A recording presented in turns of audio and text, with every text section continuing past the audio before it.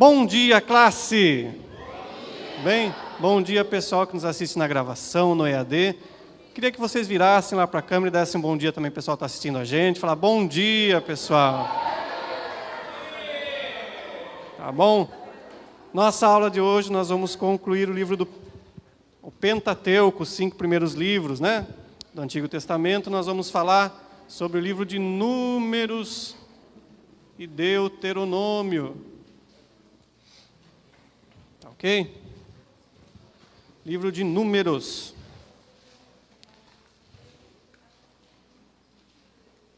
No nosso livro de estudo, o livro de Números está lá no capítulo 4, da página 51 até a 58.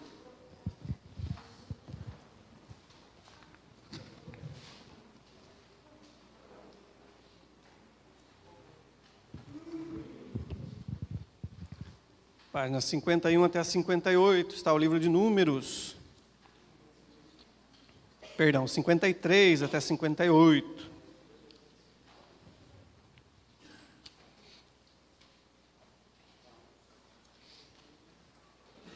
Tá ok?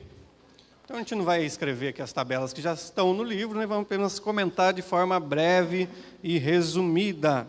O livro de Números, escrito por Moisés, contém 36 capítulos. Tá ok?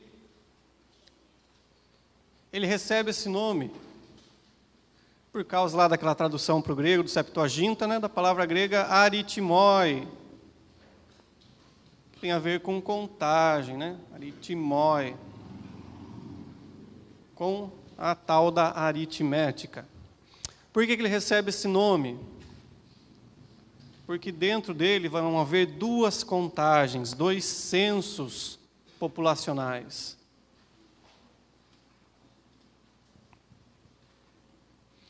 O primeiro no começo do livro e o segundo no final do livro.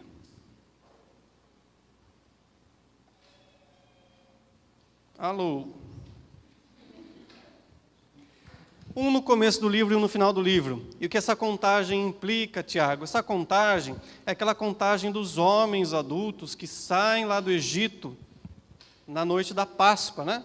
Na noite da 10ª praga, que foram cerca de 600 mil homens adultos, de 20 anos para cima. Ou seja, aqueles que eram aptos para guerrear, estavam prontos para guerrear. E no final do livro, essa contagem é a mesma.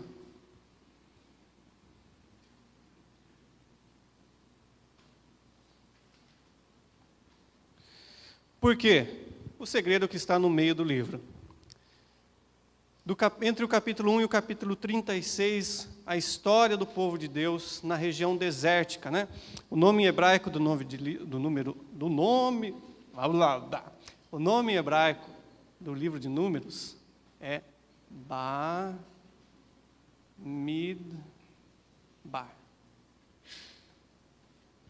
Ou seja, do deserto, no meio do deserto. São as palavras iniciais do livro de Números, né? No meio do deserto, Deus chamou Moisés e ele fez a contagem, Os período, cerca de 38 anos que o povo de Israel fica, do capítulo 1, da primeira contagem até o capítulo 36. O que ocorre no meio é da importância para esse censo, para essas 2 contagens. No começo do livro, havia a mesma população que saiu da terra do Egito. Havia se passado cerca de quase 2 anos apenas. Porém, agora, no final do livro, haviam se passado cerca de 38 anos. E aquela população adulta, dando destaque para os homens aptos para a guerra, havia morrido no deserto devido aos seus muitos pecados, murmurações e rebeliões. Vamos por aqui, morte no deserto. Tá ok? Então, a estrutura do livro de Números, a gente pode dividir ela em 3 partes, grandes partes, que vão ser divididas nesse total em 7 sessões. Tá bom? Então, a primeira grande parte vai ser o povo de Israel lá na região do Monte Sinai, que vai do capítulo 1 até o capítulo número 10. A segunda grande parte é o povo de Deus, o povo de Israel, na região de Parã, um pouco mais para cima, acima da região do Monte Sinai, indo em direção à terra de Canaã, a atual Palestina. Está lá do capítulo 13 até o capítulo número 19. E depois a última grande parte é o povo de Deus, o povo de Israel, lá na região de Moabe, que vai do capítulo 22 até o capítulo número 26. Puxa, Tiago, mas está faltando alguma coisa aqui. Está faltando realmente os capítulos que é o momento das viagens, da travessia, que vai interligar uma parte à outra. Então temos uma viagem aqui, do capítulo 10 até o capítulo 12, e a viagem, a travessia, do capítulo 20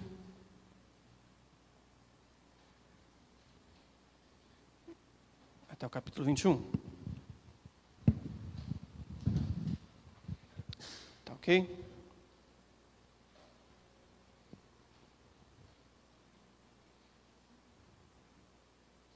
Todos conseguem enxergar aqui? Sim, não, talvez.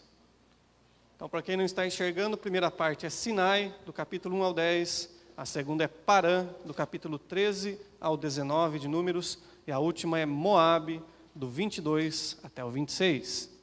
E o que interliga essas grandes partes é uma viagem, do capítulo 10 até o 12. E o que interliga a segunda com a terceira é uma viagem, do capítulo 20 até o capítulo de número 21.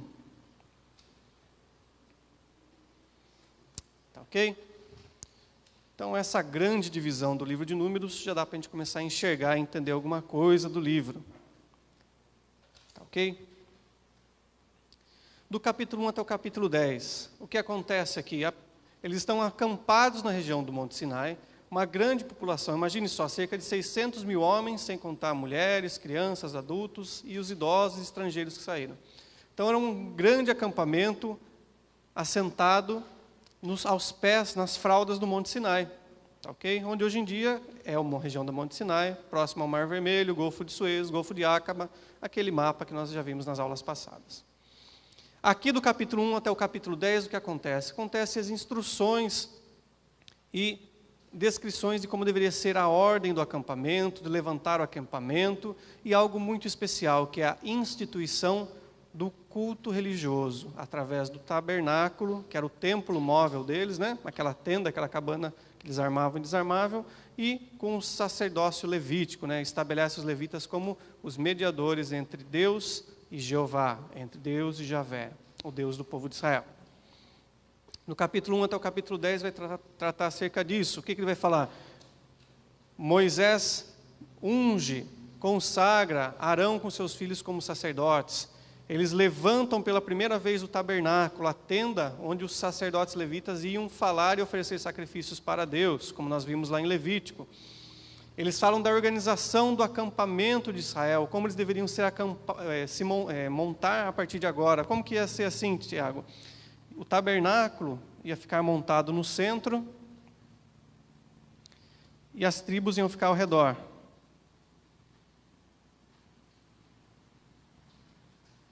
Primeiro, o acampamento dos levitas ia ficar ao redor, e depois ficariam 3 tribos para cá, com 3 tribos aqui para cima, com 3 aqui para baixo, e 3 aqui para o oeste. Tá ok? E depois, quando eles levantassem, também iam seguir um padrão parecido. Iam 3 tribos à frente, depois os levitas, depois mais 3 tribos, deu o tabernáculo, fazendo uma filazinha indiana. Então, vai tratar acerca disso, do capítulo 1 até o capítulo 10, de todas essas coisas, da organização do acampamento, tanto para assentar quanto para levantar, e da instituição da vida religiosa. Erguem um tabernáculo, ungem um tabernáculo, inauguram um tabernáculo, consagram Arão com seus filhos, ungem eles começam a fazer os primeiros sacrifícios e celebram uma segunda Páscoa, refletindo a gratidão deles pelo livramento lá na terra do Egito. Uma das festas que é muito importante para o povo judeu até os dias de hoje. dentro do nosso meio, do meio cristão, seja evangélico ou católico, principalmente evangélico, isso tem perdido uma relevância, tem perdido a real importância desse dia, que para nós culmina no mesmo dia da morte do nosso Senhor, da sua morte na cruz, seu julgamento, que depois, 3 dias, culminaria na sua ressurreição.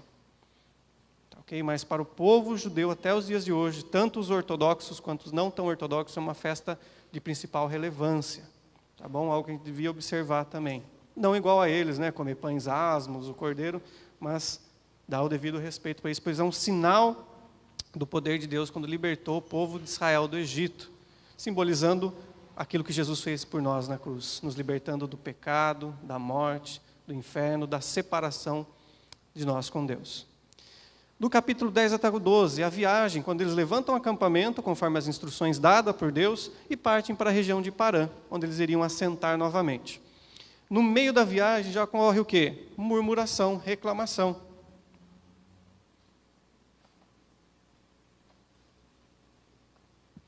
O que eles reclamam? Esse Wi-Fi não pega direito, esse 3G não presta, não tem Burger King no caminho, não tem Mac no caminho. Então o povo reclama de tudo, né? A gente não faz isso hoje em dia. Eles reclamam por falta de alimento, por falta de água, mas o interessante é que Deus estava dando para eles alimento, estava dando água. Diz o apóstolo Paulo, lá na sua carta aos Coríntios, que havia uma pedra que o seguia o povo de Israel, e essa pedra dava água para eles. De repente eles levantavam o acampamento lá, na hora que chegavam em outro lugar, tem uma pedra parecida aqui com água. É o que o apóstolo Paulo, eu estou parafraseando o que ele fala lá na primeira carta aos Coríntios, é o que ele fala. Deus mandava o alimento durante todo o tempo que eles estiveram no deserto, até o primeiro ano que eles escolheram a sua plantação lá na terra de Canaã, quando eles entraram, todo dia Deus mandava um maná, um alimento que caía na porta deles, que eles precisavam colher e guardar uma porção individual a cada dia, e quando chegasse na sexta-feira eles guardavam uma porção dupla, pois no sábado Deus não mandava o maná. E se eles guardassem mais do que deveriam, de um dia para o outro aquilo apodrecia, mas quando eles guardavam na sexta-feira até o domingo para colher, aquilo não apodrecia. Era o sinal do cuidado de Deus. Então Deus sempre estava guardando eles, e mesmo assim eles começam a reclamar. Reclamam da autoridade de Moisés, falam, olha, é melhor ter voltado para o Egito, ir lá comer pepino, cebola, alhos, e tomar chicotada, e tudo aquilo que eles gostavam e gostariam de receber. E já quando as primeiras murmurações ocorrem, Deus já fala com Moisés, fala, Moisés, levante aí desse acampamento, vai para o lado bem longe ali, que eu vou matar todo mundo, e de partir de você eu construo uma nova nação. E Deus faz isso para provar o coração de Moisés. E o interessante é a resposta de Moisés. Moisés já tinha mais de 80 anos de idade. Ele podia falar, beleza, não estou nem aí. Não, ele fala, pelo amor, não faça isso. Pelo amor do seu nome, não mate esse povo. E ele orava, intercedia pelo aquele povo que sempre reclamava e murmurava, e muitas vezes contra ele, contra a autoridade dele. Na primeira murmuração já morre uma parte do povo, né? E mesmo assim, eles continuam a caminhada. Acampam-se na região de Parã. Por que eles acamparam? Aqui Moisés, depois que eles acamparam nessa região, Moisés estabelece 12 espiões, 12 homens, um de cada tribo das 12 tribos de Israel, para observar, entrar e espiar a terra de Canaã, para ver se aquela terra era realmente aquilo que Deus havia falado para o povo de Israel, falado com Moisés. Porque, caso você não lembre, o povo estava na terra do Egito há cerca de 400 anos. Quem havia estado por último lá era José com seus familiares. Agora eles estavam no Egito, cresceram lá, passaram-se gerações, e eles não conheciam a terra de Canaã.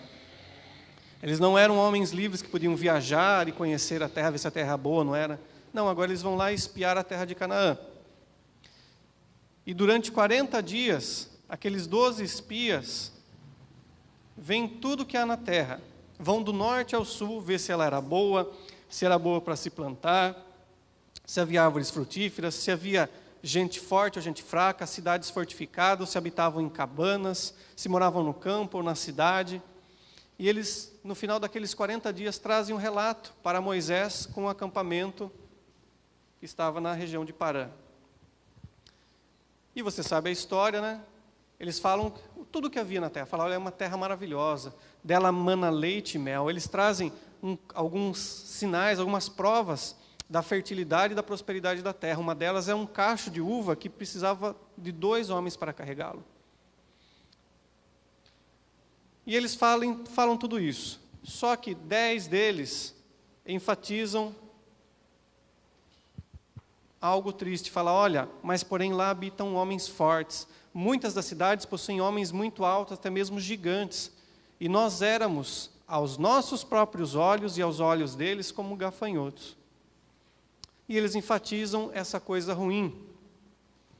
Enquanto os outros 2, Josué e Caleb, falam, olha, mas porém Deus vai nos dar a vitória. O que estava acontecendo na verdade? Os 10 homens falam aquele relato, se esquecendo de tudo aquilo que Deus havia feito por eles, desde lá da terra do Egito, os sinais, os milagres, as vitórias no meio da passagem entre a região do Mar Vermelho até chegarem no Sinai, e tudo que Deus havia concedido para eles nesse momento. E aquele relato dos 10 homens influencia a maior parte do povo, da população adulta de Israel, e eles se rebelam mais uma vez contra Moisés e falam, olha, era melhor a gente voltar para o Egito, vamos constituir um líder, um capitão sobre nós, para que vá e nos conduza de volta para a terra do Egito, onde a gente tinha cebola, pepino, alho, chicotada, xingo, tapa, tabefe, palavrão na orelha. Eles gostavam de tudo isso. Alguns dos homens pegam pedras para matar Moisés. Moisés intercede por eles, obviamente, e aquilo se acalma. Josué, Caleb e Moisés ficam muito tristes. Deus traz mais um castigo sobre o povo. E agora o povo já arrependido fala, não, vamos obedecer e vamos subir para a terra de Canaã.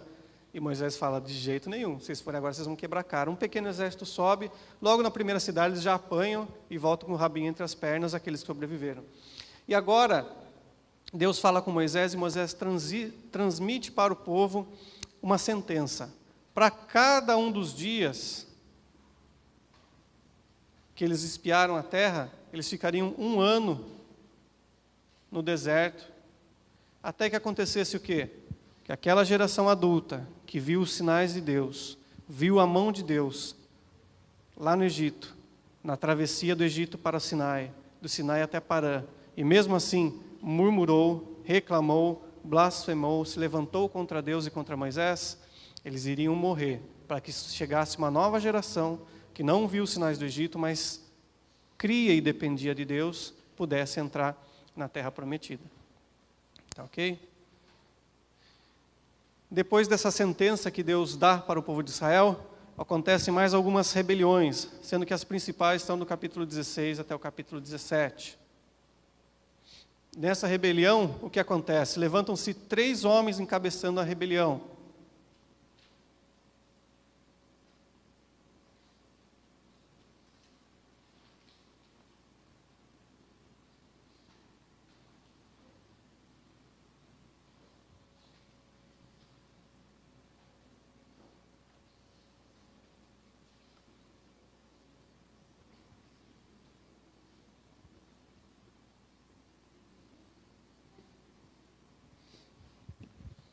Levantam-se esses 3 camaradas aqui, que a Bíblia dá o nome deles, que é Datã, Abirão e Corá.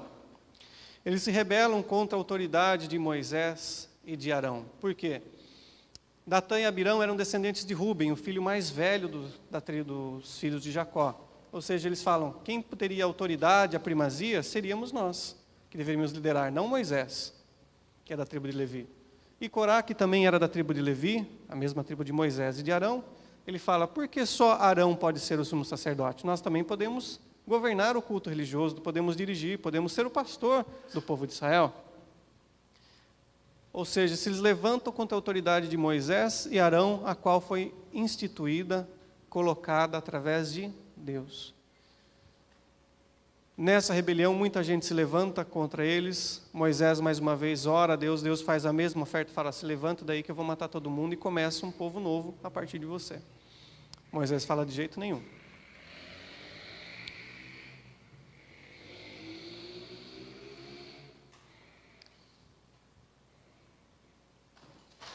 Corá, com os seus seguidores que estavam acompanhando ele na rebelião, vão diante do tabernáculo com incensos. No momento que eles chegam perto do tabernáculo, sai fogo daqueles incensos, pega com incêndio, mata eles. E aquilo só acaba quando Arão vai e oferece um sacrifício, e oferta o incenso dentro do tabernáculo. Datã e Abirão, Deus fala para Moisés, Moisés vai diante da tenda deles e fala o seguinte: olha, se agora eles morrerem como qualquer homem morre, de forma natural, pedrada, flechada, golpe, infarto, susto, AVC, não foi Deus que falou, mas porém se Deus abrir a terra e fazer algo que jamais foi ouvido, inaudito até os dias de hoje, isso comprovará a autoridade, né, que Deus estabeleceu. E ele ordena que o povo se afaste da tenda deles, levantam a cabaninha, a tenda deles vão para longe, e a terra se abre e engole Datã, Abirão, com seus familiares, seus pertences, vivos, terra abaixo. Comprovando a autoridade que Deus havia colocado sobre Moisés e sobre Arão. A rebelião cessa, eles agora começam a peregrinar, viajar em direção a Moabe. Era uma viagem em linha reta, eles ficavam circulando, rodando, até que Deus mandasse eles irem para outro lugar. Tá, ok? No meio dessa segunda viagem, ocorre a morte de Miriam, a irmã mais velha de Moisés, a morte de Arão, são os fatores principais. Tá bom? Também ocorre mais uma rebelião, o povo reclama, murmura, e agora Deus permite que venham serpentes, cobras venenosas do deserto, e piquem o povo. E eles estavam naquela agonia, na dor, na febre, no envenenamento daquelas picadas, reclamando, chorando, e Deus fala para Moisés construir uma serpente de bronze e levantá-la. E todo aquele que olhasse para aquela serpente seria curado, seria sarado. Moisés obedeceu à voz de Deus, e aqueles que foram picados e olharam para a serpente de bronze foram curados. E Jesus, lá em João capítulo 3, fala isso. Da mesma maneira que Moisés levantou a serpente de bronze no deserto, é importante, é necessário que o Filho do Homem seja levantado, para que todo aquele que veja ele tenha vida, seja salvo, seja curado. Então, os exemplos, os modelos que estão no Antigo Testamento, que apontam para o Novo Testamento, que apontam para Jesus. Capítulo 22 até o capítulo 26, nós temos aqui o povo de Deus acampando na região de Moabe. Tá, ok? Lembrando que Moabe era um dos descendentes de Ló, né? Um dos 2 filhos que Ló teve com as suas filhas, de forma incestuosa, depois do episódio da destruição de Sodoma e Gomorra. No capítulo 22 ao 26, nós vemos as lutas que o povo da região de Moabe inflige contra o povo de Israel. Imagine uma grande multidão chegando perto onde você... Imagine a população, sei lá, de uma cidade, de Sorocaba chegando próximo a Campinas, aquele mundo de gente andando a pé pela estrada. Na hora que ele vê aquilo, os prefeitos, os vereadores ficam loucos e começam a levantar alguma maneira de derrotar. Vão ao encontro deles. Mesmo Moisés mandando comitivas, falando que eles eram de paz, queriam apenas passar.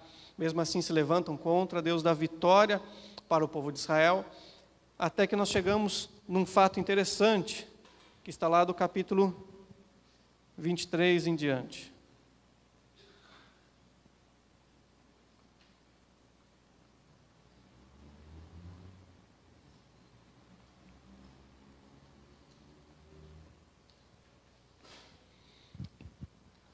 Um dos reis que governavam a região de Moabe, lembrando que naquele tempo não havia um estado unido, né? Então cada cidade tinha o seu líder, que era chamado de rei, uma cidade fortificada. Não é que nem hoje, um presidente sobre os 26 governadores do estado. Não, cada um cuidava do seu nariz e eram todos parentes próximos. Era uma grande nação, falavam a mesma língua, havia comércio entre eles, havia estrada que ligava entre eles, mas cada um governava o seu pedaço e ninguém interferia. Então um dos reis da região de Moabe, chamado Balaque, vendo aquele povo grande, de falar, ir contra eles com o exército não compensa, eu tenho ouvido falar tudo o que aconteceu. O que ele faz? Ele contrata, ele aluga um profeta chamado Balaão, que vem lá da região da Síria. Ele fala, olha, está vendo esse povo acampado aqui perto da minha cidade? Eu quero que você faça uma maldição sobre eles, para que eles sejam destruídos. Sejam vulneráveis, fiquem doentes, eu possa vencer com o exército. E você sabe a história, né? Balaão vai lá por 3 vezes, tenta amaldiçoar o povo, e toda vez que ele vai amaldiçoar o povo, Deus coloca a palavra de bênçãos na boca dele e acaba abençoando o povo de Israel. Balaque fica bravo com ele, pois havia pagado um salário para ele. Balaão fala: não posso fazer nada. O que Deus já havia falado para você quando a gente fez o contrato. Tudo que Deus mandar falar, eu vou falar. E Balaão fica bravo com ele, Balaque fica bravo com ele, expulsa ele. Porém, vendo que não podia contra o povo de Israel, Balaão dá uma sugestão para Balaque. Fala: se não podemos com ele, vamos nos ajuntar a ele. Mas de que maneira? Os povos da região de Canaã e ao redor dela prestavam cultos aos deuses de prata, pedra, ouro, faziam sacrifícios humanos, e uma das formas para adorar os deuses que eles possuíam era através da prostituição cultual. Ou seja, dentro do rito, do culto deles, havia prostituição, havia sacerdotes e sacerdotisas, no qual os ofertantes iam lá e tinham relação sexual, para simbolizar o culto a Deus. Então, Balaão sugere para Balaque sugere para o povo, e o povo vai lá e convida. Manda as sacerdotisas, os sacerdotes para os homens de Israel e fala: vamos lá prestar culto com a gente. Quando chega lá, eles veem aquela oportunidade do sexo fácil e vão lá e adulteram, pecam contra Deus na prostituição cultual. Tanto que um camarada pega uma daquelas mulheres e traz para dentro do acampamento de Israel, para dentro da sua tribo. Quando está acontecendo isso, um neto de Arão, Finéias, vai lá e mata o homem com a mulher dentro da tribo. Moisés dá ordem, eles expulsam os pecadores, matam aqueles que pecaram e prosseguem uma nova viagem agora. Tá ok? Os detalhes finais dos próximos capítulos, do 26 até o 36, são mais sucintos, são mais breves e falam alguma coisa acerca de leis e normas dentro do povo de Israel. Para nós não vai nos interessar no momento. Tá ok?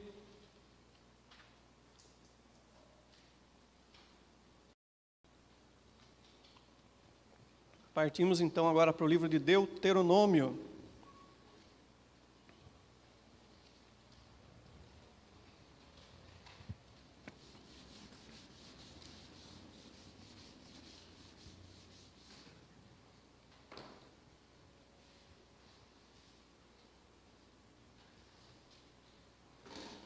O livro de Deuteronômio, também um livro escrito por Moisés.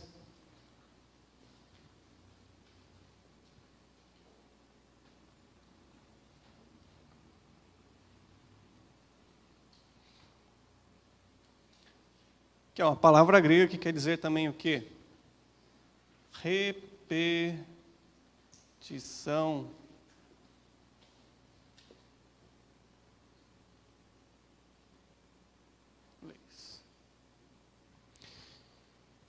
O livro de Deuteronômio, basicamente, vai constar de 3 grandes discursos de Moisés. Tem alguns estudiosos que dividem em 4, dividem em outras partes, mas no básico, para a gente entender, antes de ler o livro, vão se tratar de 3 grandes discursos que Moisés vai fazer para quem?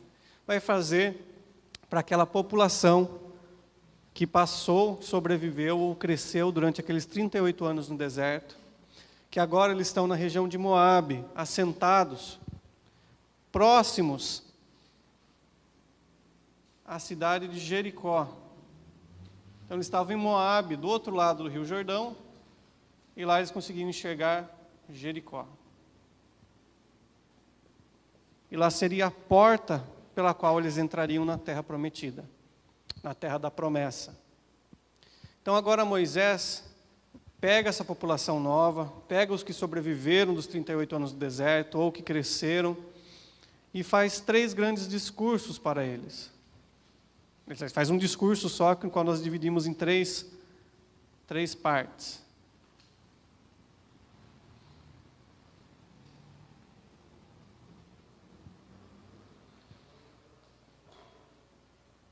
E qual que é o alvo desse discurso?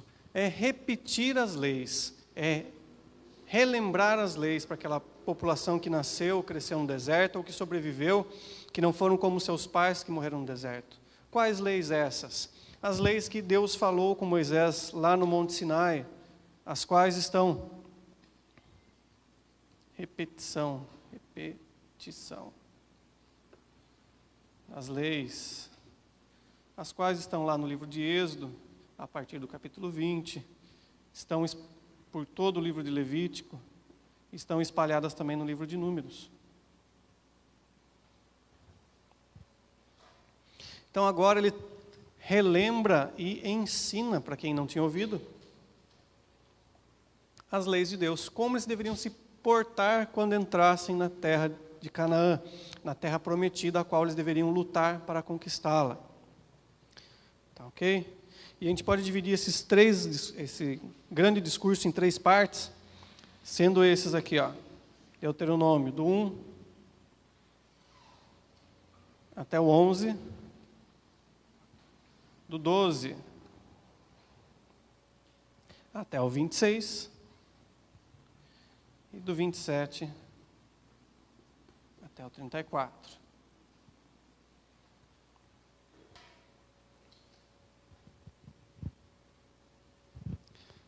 Sendo que vamos dar ênfase, destacar 2 coisas.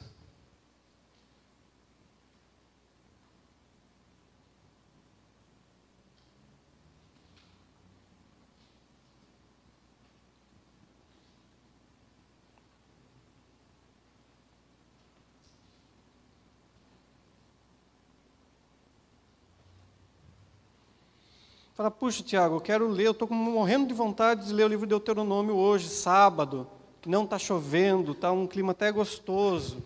Não quero sair de casa, não quero ir para lugar nenhum. Não, sim, tenho certeza que eles vão fazer. Então, o que você recomenda que eu leia primeiro Deuteronômio, para não dar nó na minha cabeça? Capítulo 6, capítulo 19, capítulo 28. Por quê? Do capítulo 6, dentro dessa divisão aqui do discurso, vai ser aquele que ele vai repetir o texto de Êxodo 20, que nós chamamos de 10 mandamentos, né? O centro da lei de Deus, a chamada lei moral pelos estudiosos. Então, Deuteronômio 6, 5, e todo o capítulo 6, né, começando com a parte principal, ele fala, ouve Israel, o Senhor teu Deus é o único Deus, somente Ele adorarás e prestará culto, com toda a tua força, toda a tua inteligência, todo o teu coração. E Jesus acrescenta lá em Mateus 5, no Evangelho de Mateus, com toda a tua alma também. Então, se fôssemos colocar um capítulo principal aqui, iremos eleger Deuteronômio 6. É algo interessante notar. Por que você enfatiza isso, Tiago? Porque as promessas que Deus prometeu, que Deus fez para o povo de Israel, que hoje refletem sobre o que nós chamamos do povo judaico, aqueles que sobreviveram ao cativeiro babilônico, se espalharam durante os milênios por toda a terra ocupada que nós temos. São promessas que se cumpriram, que estão se cumprindo, que vão se cumprir. Então é interessante que o povo judeu observa isso. Eles não temem a Jesus, não servem, não amam Jesus como nós, veem nele apenas como um rabi, um mestre, um profeta. Não entendem Ele como Salvador e como Deus. Mas eles observam isso aqui que é muito interessante. O centro da vida judaica, para o homem principalmente, é o que eles chamam de Shema, que é a primeira palavra disso aqui. Shema Israel, Elohim Adonai, blá, blá, blá, que é ouve Israel, o Senhor teu Deus é o único Deus. Então, quando o homem, o mocinho judeu lá, com 12 anos de idade, é apresentado diante da sinagoga, ele tem que responder algumas perguntas e recitar o Shema. Quando ele vai fazer algum voto, alguma coisa na vida judaica, ele tem que recitar o Shema. E quando ele está prestes a morrer, ele chama um rabino, alguém da sua congregação, da sua vida religiosa, né? Para recitar o Shema, mostrando a sua fidelidade a Deus. Igualzinho a gente, né?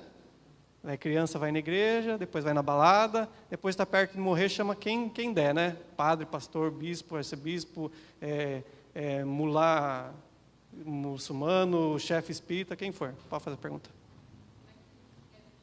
Shema. Transliterar para o português, escreveríamos assim. Shema. Nada, imagine. R$10. Vamos lá. A segunda parte, eu falo muita besteira, né? A segunda parte aqui do grande discurso seria o capítulo 19. Tá ok? Por tudo aquilo que Moisés relembra, fala e ensina agora algo novo para eles também, que é baseado em todas aquelas leis que já repetiram lá de Êxodo, Levítico e Números. O centro seria aqui a questão da aliança. Ele fala, olha, Hoje eu tomo diante de vocês o sol e a lua, e faço testemunha diante de vocês, e falo para que vocês escolham entre obedecer a Deus ou não. Eu quero que vocês escolham entre a vida e a morte, a bênção e a maldição. Porém, eu falo para vocês, escolham a vida. É como se Deus fosse dar uma prova para o povo de Israel e já falasse qual é a questão certa. Fala, olha, eu coloco a bênção e a maldição, a vida e a morte. Porém, escolham a vida para que vocês possam viver e serem prósperos. Então, o centro desse discurso aqui seria Deuteronômio 19. E desse último discurso aqui, do 27, dessa parte do grande discurso, né? Do 27 ao 34, seria Deuteronômio 28, que é composto por cerca de 64 versículos. Do versículo 1 até o 14, se eu não me engano, é uma que nós cantamos, que nós falamos nos nossos cultos, seja aqui na César ou qualquer outra denominação evangélica ou católica, né? É um texto bem conhecido. Do versículo 1 até o 14 fala, olha, se você atentamente ouvir a Deus e obedecer a sua palavra, ouvir sua voz e obedecê-la, você será próspero, será bendito ao entrar, bendito ao sair, bendito no campo, bendito na cidade, bendito vai ser a sua panela, bendito vai ser o seu cesto, bendito vai ser o seu fogão, bendito vai ser o seu carro, bendito vai ser o seu trabalho, bendito ou abençoado vai ser sua esposa, o seu esposo, bendito vai ser o seu filho. E tudo que você será próspero. Porém, do versículo 15 até o 64, ele fala, se você ouvir a voz de Deus e não obedecê-la, maldito será ao entrar, ao sair, ao viajar, maldito será o seu trabalho, maldito será a sua casa, maldito será o seu fogão, maldito será o seu armário, a sua despensa, a sua amassadeira, o seu cesto, maldito será o seu filho, a sua esposa, os inimigos virão sobre a sua plantação e comerão dela, você se casará, eles virão e possuirão a sua esposa, vocês farão um negócio, aquilo vai dar errado. Tem mais maldição do que bênção. E era algo que quando eles entrassem na terra de Israel, eles deveriam ir na região de Efraim e subir metade das tribos sobre o monte Ebal e outra metade sobre o monte Gerizim. Gerizim significa bênçãos. E lá os sacerdotes iriam repetir e eles iriam dar o amém. Metade dos sacerdotes ficaria de um lado, no monte Ebal, e a outra metade no monte Gerizim. Eu falei errado, né? O povo não subia, o povo ficava embaixo. Só os sacerdotes subiam. E ficava com 6 tribos de um lado e 6 do outro. E eles falariam isso e o povo daria o amém. Firmaria uma aliança quando entrasse na terra de Canaã, depois de conquistá-la. Fala, olha, se nós ouvirmos a voz de Deus, nós seremos abençoados. Porém, se nós ouvimos e não obedecemos, seremos amaldiçoados. Você vê o reflexo disso hoje, né? Eu creio que você, sua família, sua casa, seu trabalho, na sua igreja que você frequenta, você infelizmente já viu casos assim. Pessoas começam a andar com Deus, estão bem, estão prósperas, de repente decidem desobedecer a voz de Deus. Falar, Deus falou, bom para ele, para mim não interessa. E de repente começa a viver uma certa liberdade, uma certa alegria momentânea, efêmera, aparente, enquanto a vida vai ladeira abaixo. Pode ser que a vida financeira não vá, a pessoa morra rica, milionária, cuspindo dinheiro. Mas a sua alma, a sua moral, aqueles ao redor deles vão se corrompendo, vão se afastando. Ou doença, ou enfermidade. A pessoa começou bem na igreja. Depois, uma cachaçinha hoje, não tem problema, uma vodkazinha, uma cervejinha. E depois está dependente químico. Ouviu a voz de Deus e desobedeceu. Não vou na igreja hoje, não tem problema. Não vou na igreja amanhã, não tem problema. Aquele casamento belo e formoso se torna em ruínas. O esposo abandona a esposa abandona os filhos. E as gerações vão tendo consequências.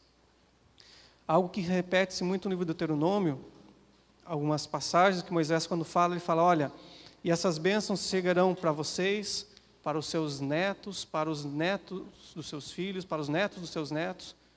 As bênçãos chegarão por gerações e gerações. E também fala, olha, a maldição também vai chegar para o filho, para o neto, bisneto, trisneto. Ou seja, a consequência entre obedecer e desobedecer a voz de Deus. Houve um estudo muito interessante, eu não lembro de cabeça agora o autor, feito nos Estados Unidos, que ele acompanhou desde o século XVIII, dos anos 1700, a geração de 2 pessoas. Um homem que servia a Deus e o outro que não servia a Deus, que era um ímpio, um beberrão, que não queria saber de igreja, de nada. Dentro daquela geração dos homens que serviram a Deus, houveram ministros, no caso deles protestantes, evangélicos, juízes, advogados, comerciantes bem-sucedidos e nenhuma prisão. dentro daquela geração que foi analisada, desde o século XVIII até o século XX, do homem ímpio que não temia a Deus, vieram beberrões, assassinos, homicidas, párias da sociedade, pessoas que ninguém queria. Então, a diferença entre obedecer e desobedecer a Deus não implica apenas no momento em nossa vida, mas arrasta para frente, para as nossas vidas e as gerações futuras que vão advir de nós. Moisés, vendo isso, no capítulo 33, no capítulo 34, é registrado o seu discurso, ele fala, olha, se vocês obedecerem a voz de Deus, serão abençoados, se não obedecerem, vão ser amaldiçoados. Porém, eu vejo que depois que eu morrer, no capítulo 33, ele coloca Josué como seu sucessor, ele fala, olha, eu vou morrer, já tenho 120 anos de idade, porém, Deus permitiu que Josué seja o sucessor, que vai entrar com vocês na terra de Canaã e dar vitória sobre os inimigos. Vocês vão obedecer tudo o que ele falar, para que vocês sejam prósperos. E no capítulo 34, um pouco antes da sua morte, Moisés fala ao povo de Israel, fala, eu sei que vocês vão pecar, vocês vão se desviar, vão dar as costas para Deus em determinado momento. E vocês vão ser levados para fora da terra prometida, vocês vão em exílio, tomados para fora. Porém, quando vocês estiverem na terra longínqua e distante, longe da terra de Canaã, vocês vão se lembrar de Deus. E nesse momento vocês lembrarem, se vocês orarem, Deus vai trazer vocês de volta da terra do exílio para a terra prometida, para a terra de Canaã. Ou seja, Deus dá uma lição ao povo de Israel, fala, olha, eu sei o futuro. Eu estou vendo que um dia vocês vão se desviar e vão se comportar da mesma maneira que o povo de Canaã. Com idolatria, com pecados, prostituição cultural, sacrifício humano. Vão se esquecer de mim, vão barbarizar, vão tocar o terror. Mas na hora que vocês forem levados, presos, cativos, para receber o devido castigo que vocês merecem, se vocês se lembrarem de mim e me clamarem, eu vou lembrar de vocês e vou trazer vocês de volta para a terra da promessa. Terminado isso, Moisés dá ordens para Josué, sobe no mais alto do Monte Nebo, naquela região de Moabe, um conjunto de montanhas chamada Nebo, ele sobe no cume do Pisga. O cume é a ponte mais alta da montanha. Então, daquele conjunto de montanhas do Nebo, ele sobe no Pisga. E lá, diz que ele morre e Deus o sepulta. Ou seja, até os dias de hoje não sabemos onde que Deus colocou o corpo de Moisés. Tá ok? Um tema que aparece também lá na carta do apóstolo Judas, que fala que, cita que o diabo brigou contra o arcanjo Miguel por causa do corpo de Moisés. Certo? Muito bem. Para a aula que vem, leiam o capítulo número 5, que eu havia pedido já, não deu para a gente falar hoje, para nós podermos entrar na parte dos livros históricos. Não tem questionário. Deus abençoe vocês. Bom final de semana. Boa leitura de Deuteronômio para quem vai ler. Oi? Pode entregar agora, pessoal. Deixa eu terminar a aula, calma. Deus abençoe vocês. Obrigado, pessoal. Tchau.